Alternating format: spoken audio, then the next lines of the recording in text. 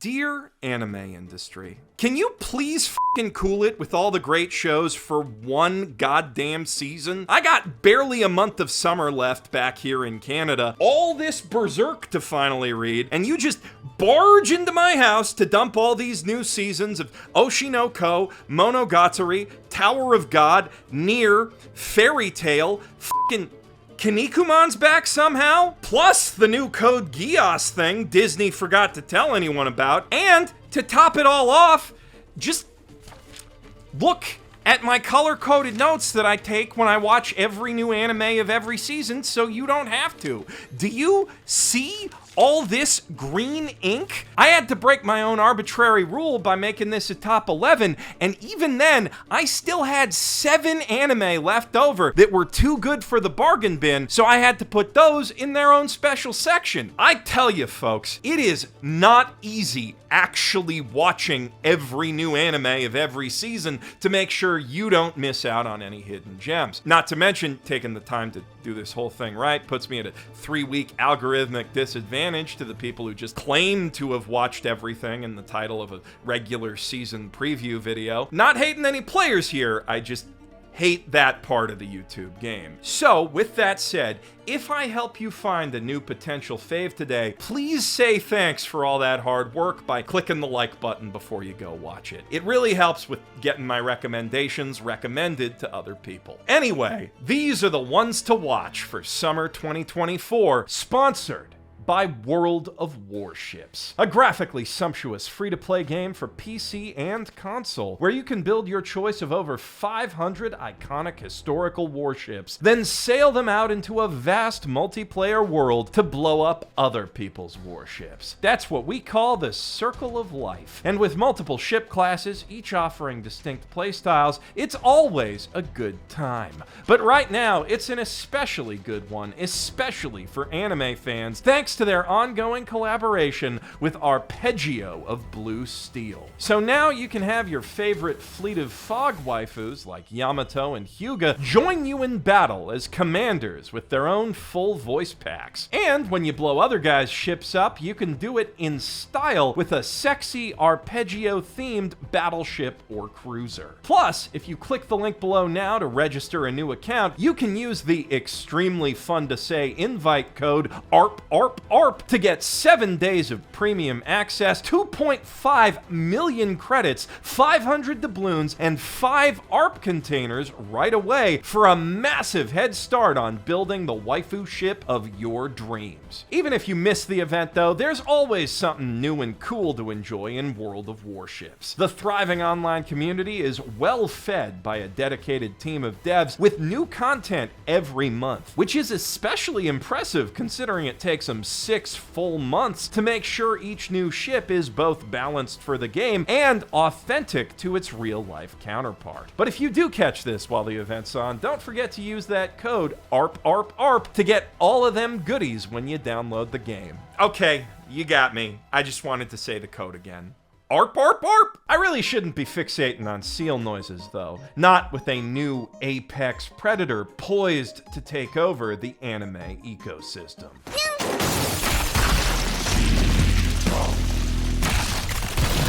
Shikanoko Noko Koshtan-tan, aka my dear friend Noko-tan, is a dear shit insane gag anime about Shikanoko Noko, a schoolgirl with antlers. Which is, of course, extremely strange, because only boy deer have antlers.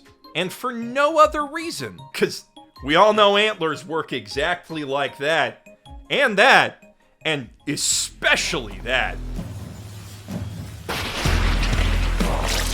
Co-starring against our dear friend is Koshitan, a prim and proper student council princess type character who used to be an extremely violent delinquent type character and will do anything to keep her past a secret, which is fucking rough for her, let me tell you, because as we all know, one of the ways that deer antlers work is as delinquent detectors, also virgin detectors. So basically she's Noko-tan's bitch from the moment they lock eyes, and they both know it.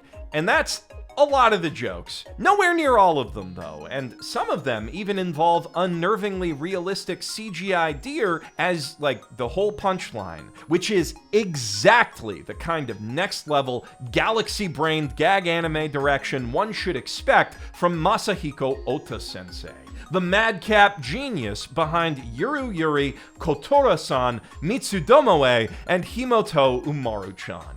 Also, one should expect a legendary banger of an OP full of hilariously on-point references. Not that YouTube will let me actually play any of it for you. I may as well just say the name of our next anime and get myself demonetized already. Despite being only 3 words long, Suicide Squad Isekai is one of those isekai titles that handily describes its entire plot. Amanda Waller tortures some magic lady, presumably Enchantress, to open up an isekai portal for America to colonize and exploit, then sends a Suicide Squad in to go help them do that. Followed by another squad shortly after the first one goes AWOL and joins the evil empire, this time with 72-hour timers on their neck bombs to stop them from, doing that. If you don't know what I'm talking about or what an Amanda Waller is, you can safely skip this anime. It was clearly made with the fans in mind, if not of the comics, then at least the James Gunn movie. The squad selection includes that film's breakout anti-hero Peacemaker, on top of the now obligatory Moe duo of Best Boy King Shark and Best Girl Harley Quinn, appearing in quite possibly her sexiest animated form ever, thank you, Wit Studio, alongside a low-key, kind of stupid Joker design who weirdly seems to fully appreciate and value Harley as the best girl she so clearly is. Harley. お前はいい女だ。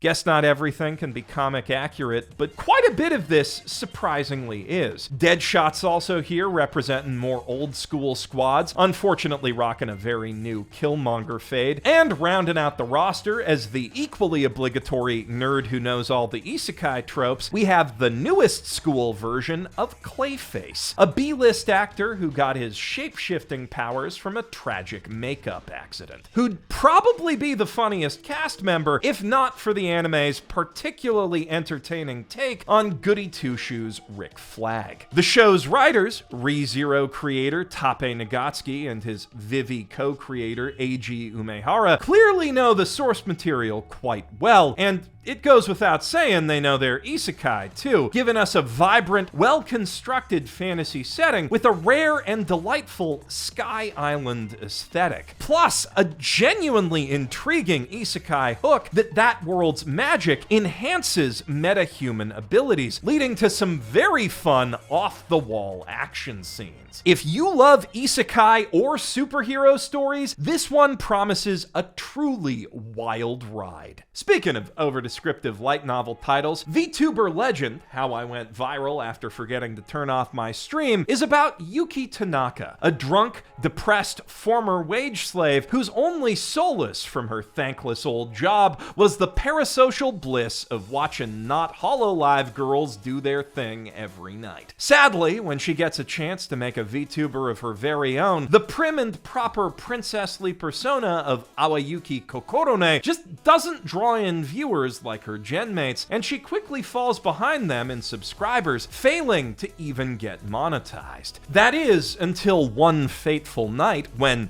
shock, she accidentally forgets to turn her stream off before cracking a pack of Strong Zero, the universal Japanese symbol of, well, let's just say this would be a Four Loko in the Four Kids cut.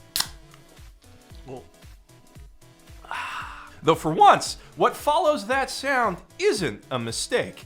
At least, not the kind you regret later. 純粋無垢マジで母親になりそうになるはあどちゃっこなんだか建設のために法外な賃金で働かされてもいいカジ君はビール飲んでたけどガチゼロはないんかな Awakening from her snoring stupor the next morning to discover she's both still live and at the top of the trending page, the based kaiji enjoyer realizes she's finally hit her long-deserved jackpot. And with this show, so have VTube fans, who've waited a long, long time to see an anime about their favorite thing that A, isn't nakedly corporate NFT shilling hogwash, and B, accurately reflects the culture, personality, and appeal of not just VTubers, but the VTube community. For many of you, Aoyuki's gonna be the season's undeniable best girl, but Saki Aoi, the implied Kouhai in Senpai Isn't a Tokonoko, certainly gives her a run for her increasingly large pile of money. Because not only is Aoi-san the type of go-gettin' Genki girl who can confidently drop an episode 1 confession to her cool, sultrily deep-voiced senpai, but when said senpai melancholically replies, expecting rejection, that they were born as a boy and dressed like that at school to reflect who they are on the inside, her only response is, 男バージョンの先輩と女バージョンの先輩を楽しめるってことですか? Of course, it's not quite as easy as all that. For one thing, Makoto Senpai's never been in love with anyone, and there's a lot going on to distract from any burgeoning feelings between both classmates and a mother who quite vocally do not approve of his lifestyle. And for another, his best childhood friend, Ryuji, keeps photos of Makoto in his student handbook. Though Aoi's definitely not the type to back down from a little bisexual love triangle, she's the type to blackmail Ryuji for a copy of those photos. So begins a romance equal parts hilarious and heartfelt, featuring both fantastic comedic animation and dramatic direction to sell both sides of that story, which is about being who you are and loving what you love, regardless of what anyone tells you. A lesson I think could benefit all the culture war tourists who review bombed this series before Crunchyroll turned off comments, failing to realize that yuri, yaoi, and cross-dressing have been a part of anime a lot longer than they have. But ultimately, I just feel sorry for those guys, letting their hang-ups get in the way of enjoying what is easily one of the funniest shows of a very funny season, alongside what are shaping up to be some of summer's heaviest gut punches. And don't worry, my horny cishet brothers, the anime industry has not forsaken us. In fact, you'll find some of the juiciest elf and catgirl tits you have ever seen in... Hold up. Thought I already did the Suicide Squad. Wait, why was that bleeped? Oh, I get it. Trigger warning.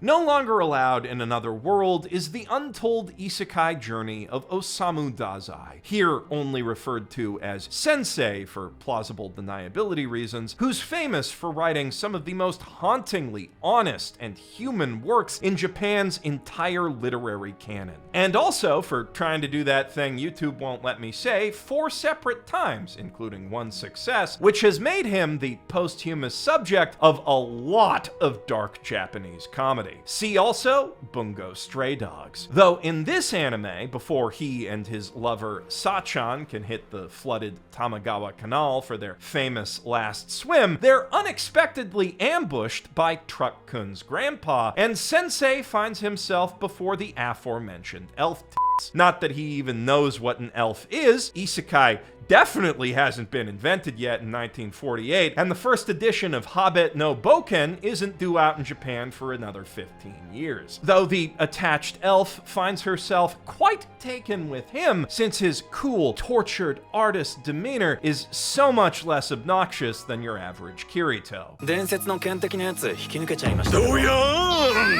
なの初めて。さすが勇者様。知らなかった。すごい。 Unfortunately for her, though, he ain't about that wish fulfillment RPG life. He's Osamu Dazai, dammit. He's got places to be and himselfs to kill. Ideally alongside Sachan, who might also be in this strange new world somewhere. Also, for being honest, the level up noise gives him a migraine. This definitely isn't an anime for the easily offended, but as a man who's been depressed and seen way too many isekai, there is something very cathartic about watching a hero just be completely done with the entire genre after seeing it for literally a minute. And coming from the mangaka of Love After World Domination, it definitely has the comedic chops to back that dark sense of humor up. Now, view retention wise, I don't know if it's wise to jump right into another anime that necessitates a quick Japanese history primer, but Alas, I cannot physically resist the urge to segue, so here's the elusive samurai, which does at least have the hype jump manga angle going for it, not to mention the breathtakingly beautiful Cloverworks adaptation angle. I mean, this Sakuga speaks for itself. Also, the storyboarding. Mwah. And it's a real testament to just how juicy those elements are that this show has gained any traction in the West, considering it stars a samurai most Japanese kids barely even see on their history tests. Hojo Tokiyuki, last heir to the Kamakura shogunate, who narrowly escaped Ashikaga Takauji's 1333 coup before going on to lead a rebellion a couple years later. The anime follows his long journey to do that, aided by this hilariously sketchy priest dude with the power to partially see the future, emphasis on partially, who tells Tokiyuki that his ability to parkour out of danger real fast is basically a shonen superpower in its own right, gassing him up like, Hojo. Run away, no! Bravely ran away, away. I didn't! When danger reared its ugly head, he bravely turned his tail No! and fled. Yet brave so Hojo. turned about I and didn't! gallantly he chickened out. You gotta admit, that's some pretty badass cowardice right there. This show has some of the cleanest action scenes in recent memory, not to mention absolutely phenomenal character acting.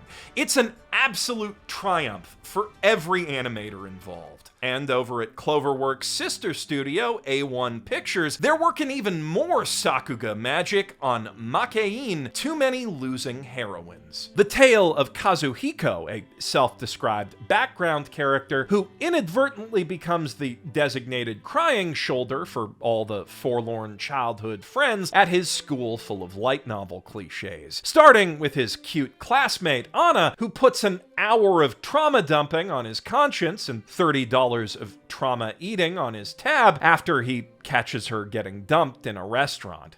そんなことをやめろそんな悲しいことはやめるんだ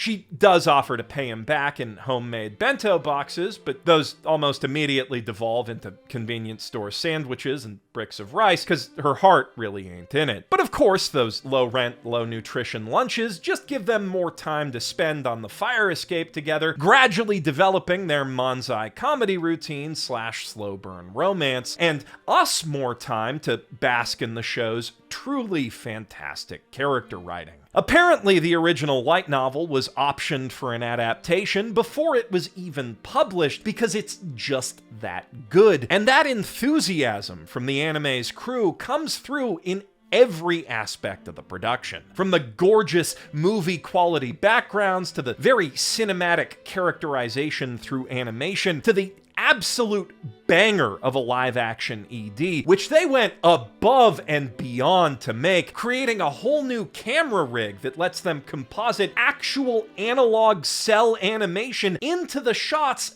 as they're filming, which, by the way, they also did on actual analog film. An incredible flex and a powerful statement of intent from a show that's as committed to celebrating the emotional power of nostalgic rom-com tropes as it is to poking fun at them.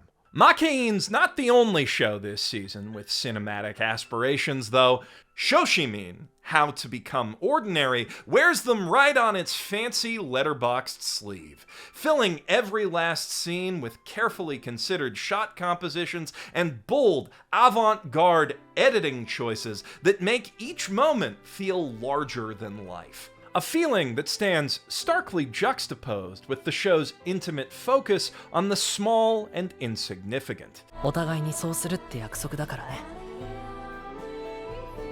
そうやって私たちは穏やかな時間を作り出して完全なる小市民への飛躍を始めるのだ Based on another series of high school mystery novels by Hyouka creator Honobu Yonezawa, Shoshimin asks us to ponder even more mundane mysteries than that show with equal seriousness. Where Chitanda gets Oreki and the classic literature club caught up in recovering forgotten words from loved ones or lost student film endings, Shoshimin's Kobato and Osanai use their neuroatypical detective skills to solve real head-scratchers like The Mystery of the Missing School Bag and The Case of How a Guy Made a Perfect Cup of Cocoa Without Getting the Sink Wet, both of which are way more interesting than you'd think, thanks to impeccable direction. Though the real question at the heart of this story is who exactly these weirdos even are, and what drives them to suppress their obvious weirdness to,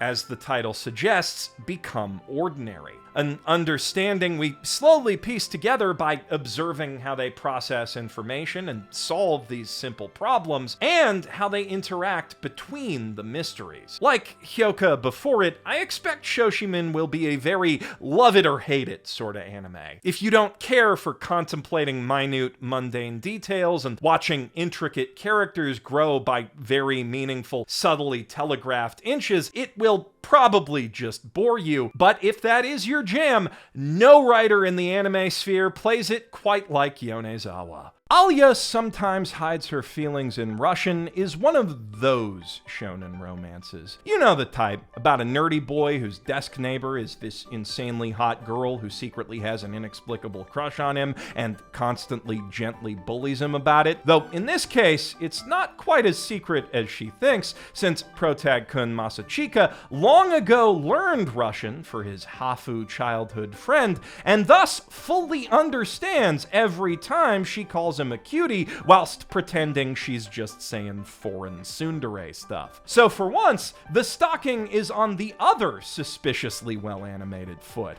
Well, actually, in this case, there's nothing sus about it. He just straight comes out and says it. いやそれがご褒美なのは一部の特殊な。あら、違うの？いえ、ご褒美です。 I respect the honesty, if nothing else. That crush isn't quite as inexplicable as a lot of these things either. Masachika's got some undeniable riz and confidence, especially for a shameless otaku who loses sleep over late-night anime and gacha games. Plus, the banter is genuinely entertaining, and not just between the love interests. The supporting cast is well fleshed out with their own playful speaking quirks, and he even has two male friends with distinct, likable personalities, which, by the standards of the subgenre, basically makes this Shakespeare. It's got a nicely animated and directed adaptation to match, too, though that should come as no surprise to anyone who knows Doga Kobo's work. It's perhaps a bit less impressive than Jellyfish Can't Swim in the Night or Oshino Ko Season 2, but their B-team still beats the panty shots off most studios' A-teams. Although if gorgeous animation's what you're looking for, you should really be looking at Wistoria Wand and Sword. From a plot perspective, this fantasy manga adaptation feels a whole lot like Mashle if it was written by the DanMashle guy, which makes a lot of sense because that guy did write it. Instead of trying to reach the apex of wizardly academic rankings to prove the anti-muggle racists wrong, this melee fighter at a magic school is motivated by a Kaiju number 8 style promise to his cute childhood friend, and instead of pretending muscles are magic, he keeps his grades up by earning extra monster slaying credits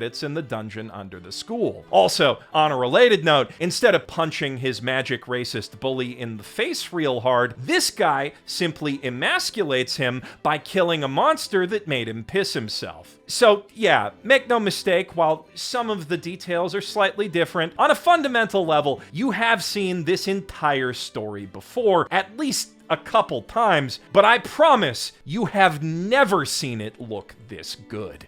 ただ、今日も綺麗だなって。ええ、そうね。 Tatsuya Yoshihara previously directed Black Clover, so he clearly knows a thing or two about making guys with huge swords fighting magic users look awesome. And here, he pushes that expertise to its absolute theoretical limit. That's not Wistoria's only appeal, of course. Personally, I quite enjoy Fujino Omori's approach to character and world building, but at the end of the day, this show's main selling point is as obvious as it is simple. Just look at it. Don't you want to look at more of it? You should go do that. In a few minutes, of course. I haven't even told you about my favorite new anime of the season yet, which is yet another comedy. This one an original from PA Works and the brilliant director of Ya Boy Kong Ming, which also happens to be about VTubers. Though in Mayonaka Punch's case, the V doesn't stand for virtual, it stands for goddamn vampires. This anime definitely is not out to take VTuber Legends' best girl crown for the season, though it might just give Konosuba's best worst girls a run for their ill-gotten gold. The story opens on our heroine Misaki getting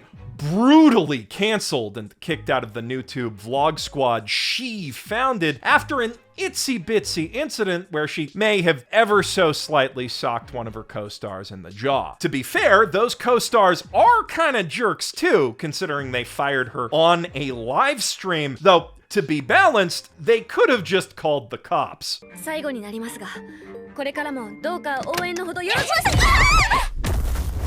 Unable to tear her eyes away from the increasingly toxic yet evocatively animated comment section as the whole internet turns against her, or even get a drink without hearing about it for that matter, and very unwilling to apologize, Misaki decides to return to her roots, exploring haunted buildings for easy clicks. Though she finds far more than she bargained for when she bumps into an actual vampire who's raiding that long-abandoned hospital for some spare blood packs. I mean, they've only been closed like 20 years. It can't be all gone, right? Liv Sama's actually been asleep that whole time, so she missed Misaki's whole cancellation, not to mention the entire internet. Oh, and she still owns a tube TV, but nonetheless, she knows who Misaki is because she's been seeing her in her sexy coma dreams. And those have got her mighty thirsty. めっちゃうまそう。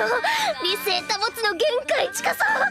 吸いたい吸いたい吸いたい吸いたい吸いたい吸いたい吸いたい。 Though after the initial shock of, f***ing vampires exist wears off, Masaki's prodigious content brain immediately kicks in, and she swiftly makes a pact with her biggest undead fan. Use them vampire powers to help her beat those traitorous bitches to 1 million subs, and the desperate NewTuber will happily let Liv drink her dry. Maybe I'm a bit biased in calling this one for anime of the summer. I did find its portrayal of comment doom scrolling to be as relatable as it is artful, but with an instantly memorable cast of girls who aren't afraid to be hilariously terrible and some of the most exciting and inventive animation I've seen all year, Mayonaka Punch is definitely one to beat for any anime that wants that crown. Not the only one, though. It's not even the only gorgeous PA Works original this summer. And on that note, I still have to tell you about those 7 bonus ones to watch I mentioned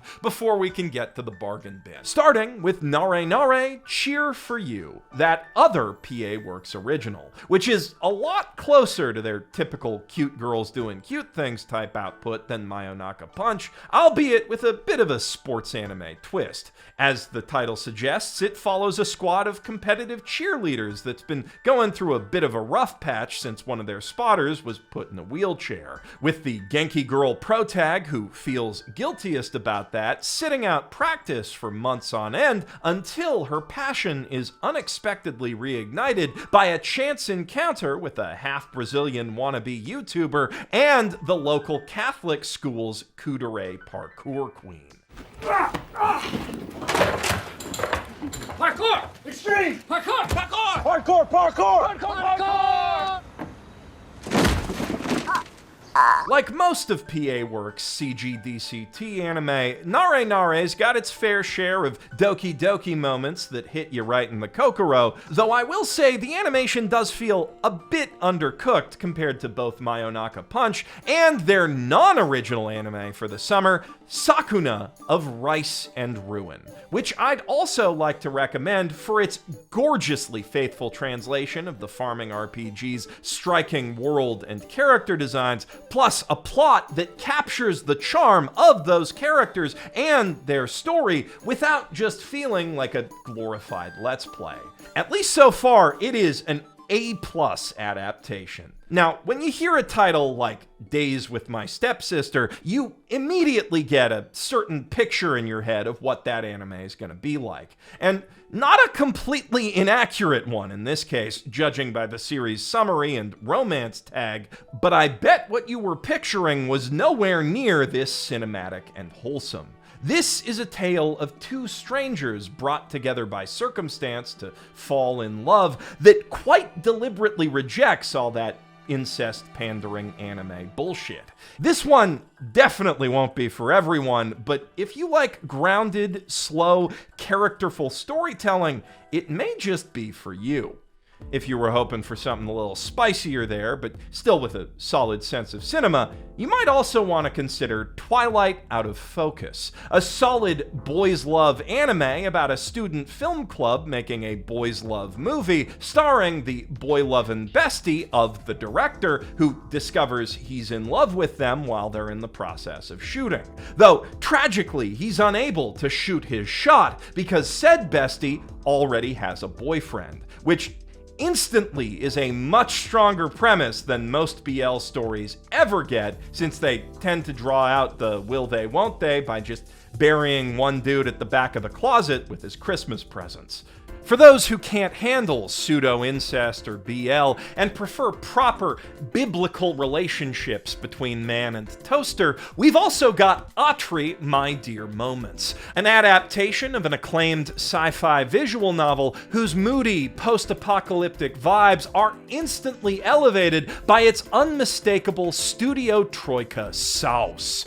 Sunken post-Sea Rise worlds happen to be one of my personal favorite flavors of post-apocalypse, so seeing this one rendered in such vivid detail is a real treat, and I really appreciated its naturalistic approach to dispensing lore.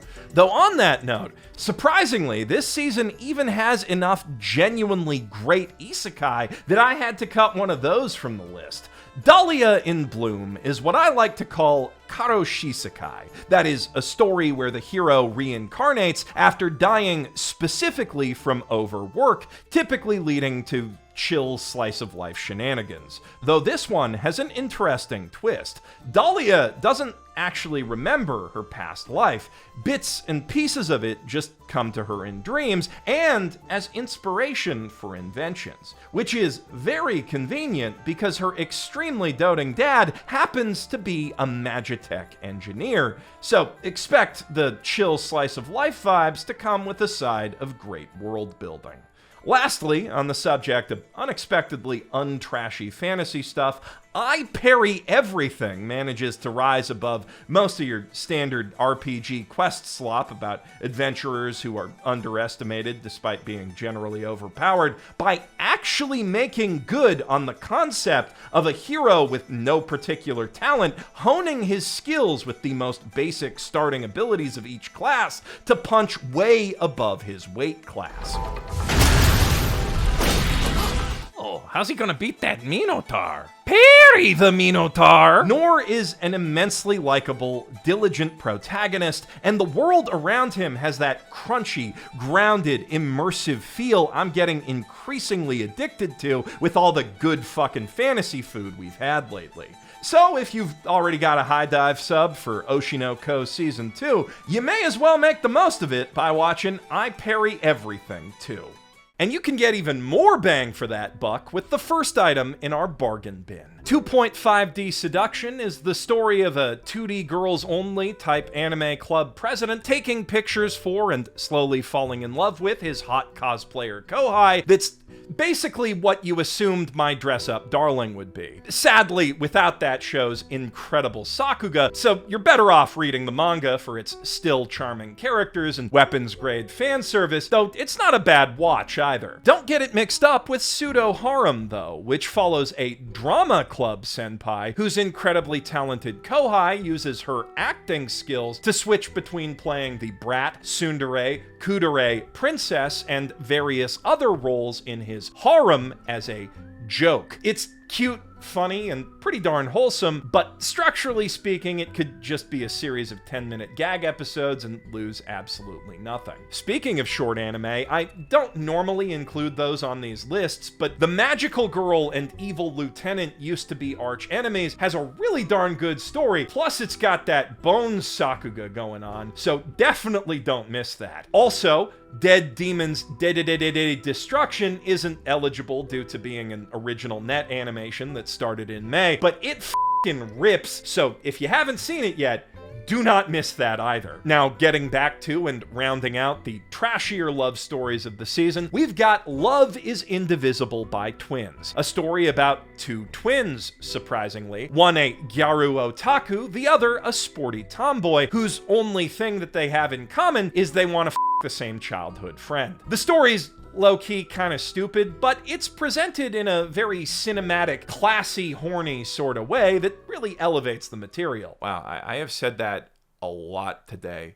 Cinematic is definitely this summer's defining buzzword. Meanwhile, on the low-rent fantasy front, A Journey Through Another World, Raising Kids While Adventuring, is a laid-back isekai where, instead of cheat items, the guy gets to adopt these cute, overpowered kids, which would be a lot more endearing if it weren't scripted and animated like a PowerPoint presentation. Dungeon People is better animated than that, but still not quite well enough to fully leverage its simple character designs, which look like they should be capable of Ranking of Kings level. The writing, sadly, isn't witty enough to take full advantage of its dungeon designer work-life comedy concept either, though it does still earn its fair share of chuckles. That's a complaint I can also level at Isekai Quality Assurance, though at least that one seems to be going for a more serious story on purpose, even if I do think that's a slight waste of these fantastically goofy monster designs. Its story of a glitched NPC who shouldn't be alive, following the hero on his SAO QA adventures, is surprisingly compelling. With that, we've finally reached the end of all the good to decent anime. Mostly. I could probably squeeze a couple more things into the bin, but frankly, neither of us has got time for that. We've got way too much great stuff to watch already, and I hope this list has helped you narrow your options down to something a little more manageable. Once again, I'd really appreciate it if you could tell me which shows caught your eye in the comments below, and leave a like while you're at it. I'm Geoff Thew, professional too much anime watching guy, and I've made way too many jokes at the end of these about falling asleep, but I'll be honest, that's what I'm about to do.